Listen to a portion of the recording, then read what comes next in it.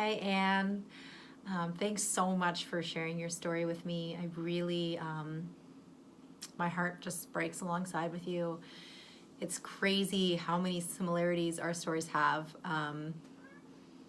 like right down to the ear infection. It's really, I was like, does the ear infection affect placental size? Because I had ear infections during my pregnancy too. Anyways, I don't think it does, but it was really neat just to see how much we have in common. Um, yes, I have so many more questions too about your journey, and I'm really looking forward to hearing more and to just continuing our journeys together too as we work on this advocacy piece about placenta volume and prenatal testing. So, similar to you, I had a healthy pregnancy, no complications. It was my second. I also have a 12-year-old named Noah, and he was 10 at the time. My Elijah was born in 2017, and I had a midwife. I was planning a home birth in a birth tub, which I had set up in my living room all ready to go. My partner Steve was very supportive of our birth plans, and I had a great midwife. I had my best friend as my doula, and just really excited to have Elijah. And I was, the week before my due date at 39 weeks, I stopped working. I work as a nanny. I also work as a doula, but I didn't have any doula clients at the time, but I was nannying 2 little boys, and I worked through the summer right up until the last week of July, and I'd worked part-time up till then, and was a hot summer. I spent lots of time swimming and relaxing, and so the last week at 39 weeks, I was really looking forward to just doing some self-care and just enjoying my last, few weeks of a mom of one and getting ready to welcome my second son. I went to a spa with a friend, and I was in and out of pools and hot tubs and steam rooms and saunas and feeling good, listening to my body. Never really felt like I got overheated, but I was in a sauna the last time I felt Elijah move, and it was a big movement. Actually, like you, my Elijah was very, very active, and I too had gone for an ultrasound around, I think it was 37 weeks, or maybe 35, around there, to look for his placement, because he was moving so much too. We were making sure he wasn't breech, and he wasn't. He was head down, but he was a very active baby. And I felt sitting in the sauna, and I felt this really, really big, like he was pushing or something. Like it was a bizarre movement that I hadn't experienced before. And I remember looking at my friend, and you could see my whole stomach move, and I was just like, whoa, did you see that? Anyways, I got out of the steam room, or sauna rather, and I felt fine. Like it was, like I said, I wasn't overheated, but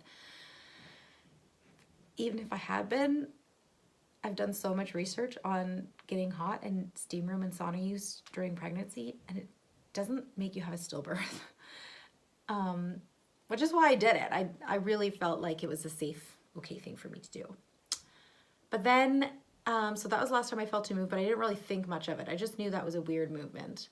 Then I went home, and I was starting to have some contractions, and I thought, oh, well, this is exciting. I could totally be good for having a baby anytime. Like, I was ready. I had the birth tub in my living room. I was like just set and feeling nice and relaxed after my spa day. And I got home to a nice clean house. My partner Steve had cleaned the house, so I was really looking forward to it. My son Noah was off at camp, so I just went to bed, and I was up like a lot in the night with light contractions. Definitely not active labor contractions,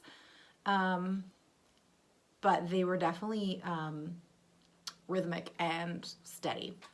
So I thought, oh, okay, this is exciting. So I was paying more attention to the contractions than I was to Elijah's movement. So I didn't really notice him moving or not.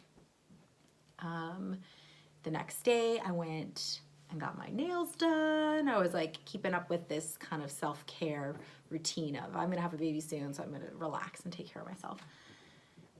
And I remember when I was getting my nails done kind of being like, like I should feel him. Like he's usually like really, really active, and I just wasn't noticing it. I was noticing more of the contractions, so I thought maybe he's just slowing down because the contractions are bothering him, maybe.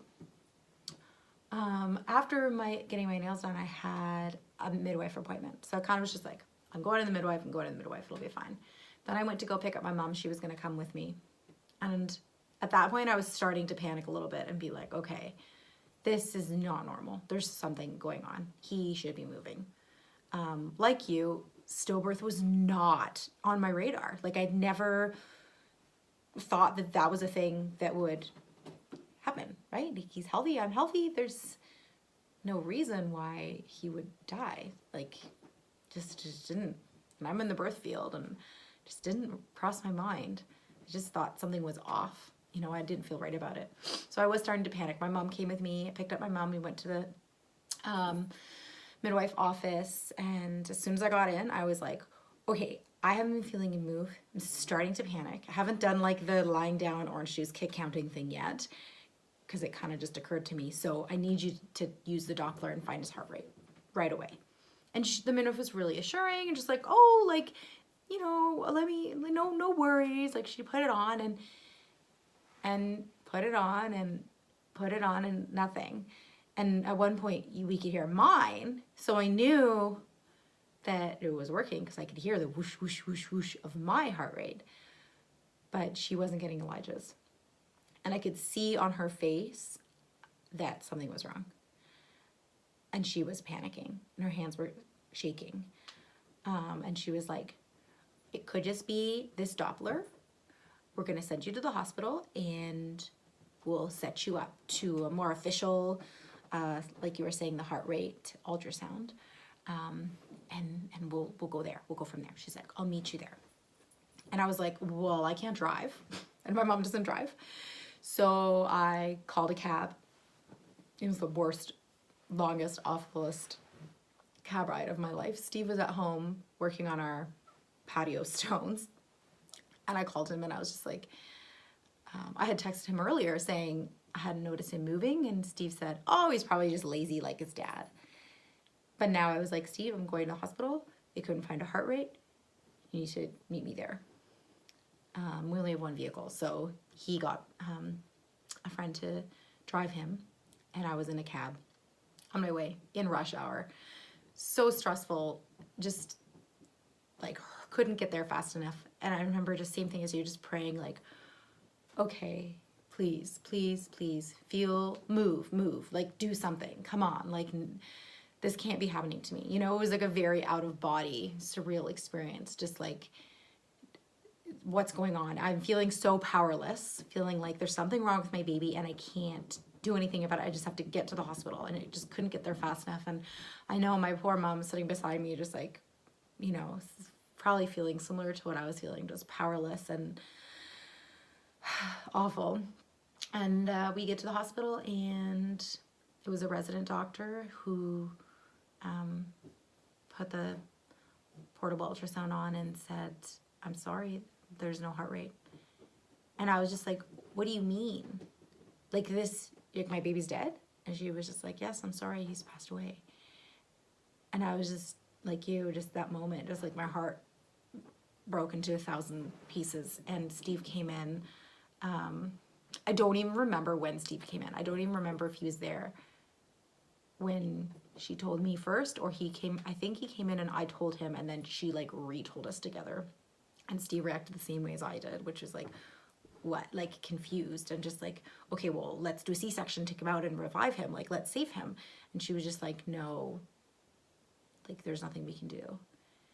And And we both just cried. And in that moment, I just said, get it out. Like at that moment, he wasn't Elijah. It was a dead baby inside of me that I didn't want inside me anymore. And I was just like, get it out. I'm done. Like I was just like you, like I'm done with this experience. If it's not going to be what I need it to be, which is to have an alive baby, then I'm done. Like just next, like over. I'm done with this. And I'm really glad that Steve, he reassured me and he was like, Bekah, like, we can still give Elijah a beautiful birth. And not that a C-section wouldn't have been a beautiful birth, but he was saying, you know, it's not an it. This is our son. This is Elijah. We had named him like at like 25 weeks, pretty early on after finding out he was a boy. So I always knew he was Elijah. And in that moment, he said, yes, he's Elijah. He's our son. We could still give him a beautiful birth. And I needed that because birth to me is an experience that's so intimate and so important. And I'm a big believer in the power of birth and how important birth stories are in a woman's life and in a mother's life. And I'm glad that Steve in that moment was advocating for that. But it turns out a C-section wasn't an option anyway, because the doctor's just like, no, it's actually risky for you to have a C-section, so we don't do that for stillborn. You have to give birth. And I was just like, well, I don't want to. So I had to leave. They did some blood work. I hate hearing about how your doctor the OB was making you hold still and do measurements. That's very weird. I didn't have to do that. They said the more official ultrasound was closed for the day, so it was evening at this point. So I had to come back in the morning for like the official, like your baby's dead ultrasound. So that was annoying.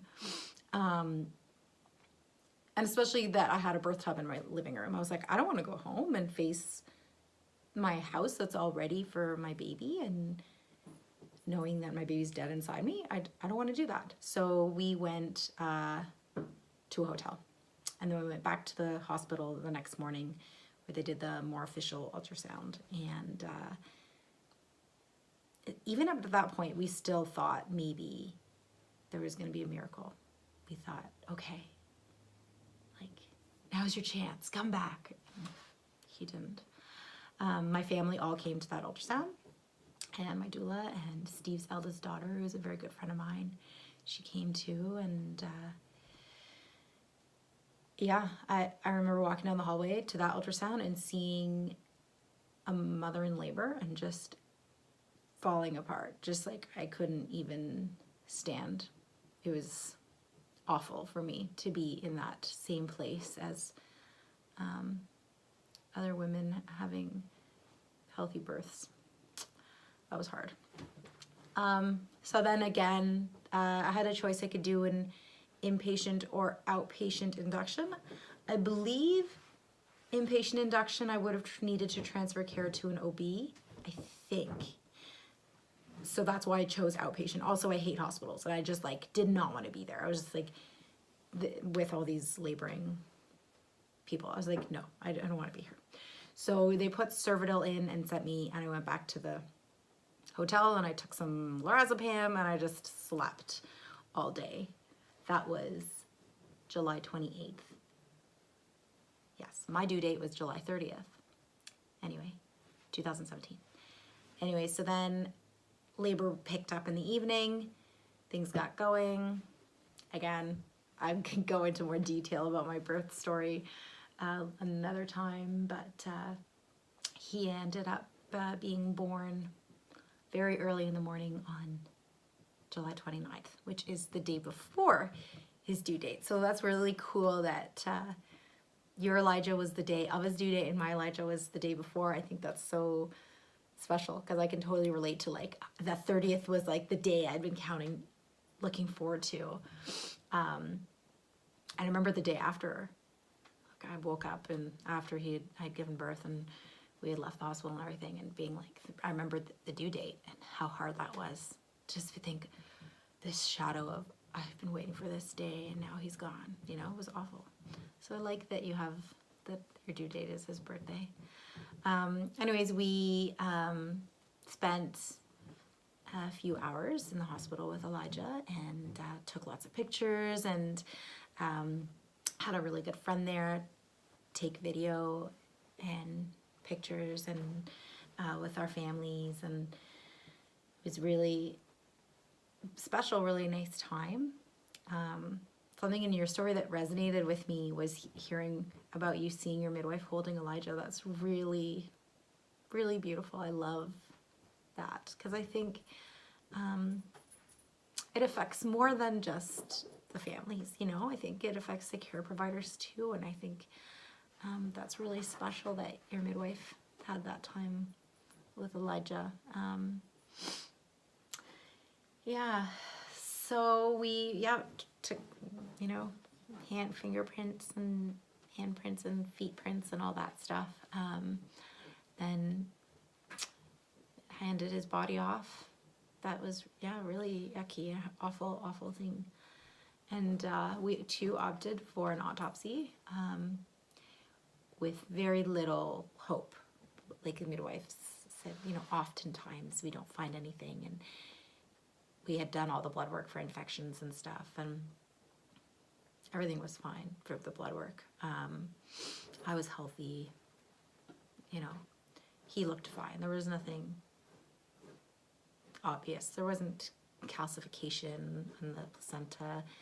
In hindsight, it was small. In hindsight, like, I have a picture of my placenta, and I look at it, I'm like, that's the smallest placenta I've ever seen.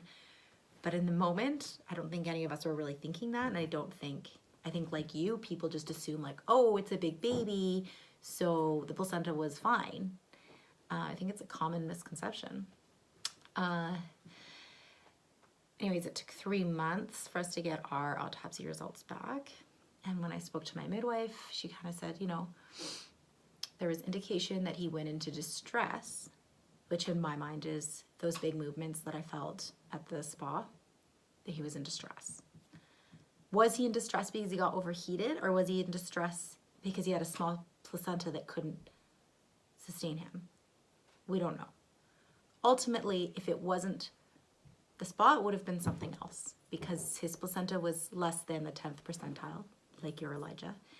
And that's not conducive to getting you past, right, a certain point. When you have a small placenta, your baby's gonna die. It's like you said. So she told me there was evidence that he went into distress. That was because there was meconium staining on the placenta. And she said the placenta was small, but not small enough. Like, I don't think she's not a pathologist, right? She's not interpreting these kind of reports on a daily basis. She's bringing babies into the world. And so I called a friend who is a pathologist and had her go over the results with me. And she confirmed, like, absolutely yes. The only thing significant on the autopsy is that he has a small placenta. And as I showed you, it even said the percentile, I forget, it was 8 point something. I don't know, but it said like significantly small, especially considering he was 7 pounds, 15 ounces. So healthy size baby. So yeah, that was a hard day for me too. I cried a lot after speaking to the pathologist, because just feeling like, how did this not get noticed? And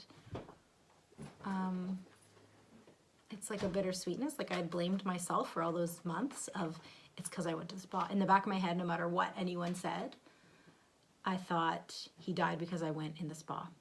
And I had researched like crazy effect of overheating on a fetus, 39-week gestation, sauna use, and nothing. There's nothing. There's no studies. They talk about neural tube defects in the first trimester, but does not say anything about it causing there being a link to stillbirth in the last trimester. So it's not. I mean, it was summer, I was hot all the time, and I wasn't getting overheated. I wasn't, you know, that's not what killed Elijah. What killed Elijah was that he had a small placenta that couldn't sustain him anymore. So it was like a bittersweet thing to know. I'm glad we did the autopsy, and I'm glad we know now, because I can do this work with you and help raise awareness and hopefully prevent this from happening to any other families again. I'd love to hear more about your story. Like, did you still have your placenta after 3 months? You said you sent it away when you found out about this doctor. So how did you still have your placenta? Did you freeze it? This is very interesting to me. So I'd love to hear more about that. And just more of what you've learned. I am not the researcher.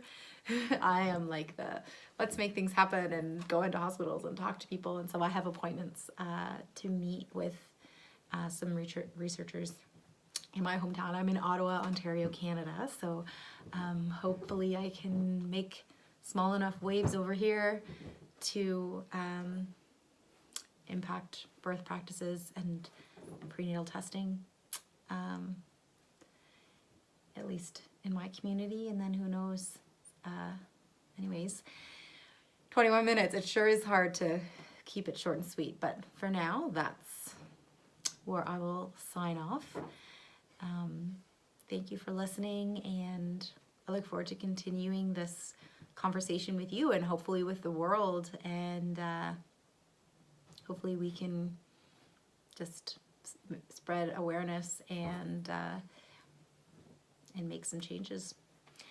Anyways, I will talk to you soon.